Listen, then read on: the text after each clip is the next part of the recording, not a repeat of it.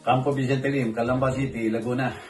Walang kawala sa kamay ng mga batas ang dalawang tinaguriang regional level most wanted persons matapos silang malambat ng Police Regional Office Calabarzon sa magkahiwalay ng operasyon sa Rizal nitong Sabado, May 11, 2026. Bitbit ang mga warrant of arrest na walang piyansa. Pinadapa ng mga warrant personnel si alias Jasper sa Barangay Wawa, Tianay, Rizal. Dakong alas 8 ng umaga dahil sa kasong qualified raid. Hindi naman nakapigla si alias Ace ng makorner ng Cainta Police Tracker Team sa Barangay San Andres, Cainta dakong alas 10:55 ng umaga sa ilalim ng LOI Manhunt Charlie dahil sa kasong panggagahasa. Mananatiling maigpit ang kampanya ng Bureau Calabarzon laban sa mga kriminal na sangkot sa karumaldumal na krimen gaya ng panggagahasa.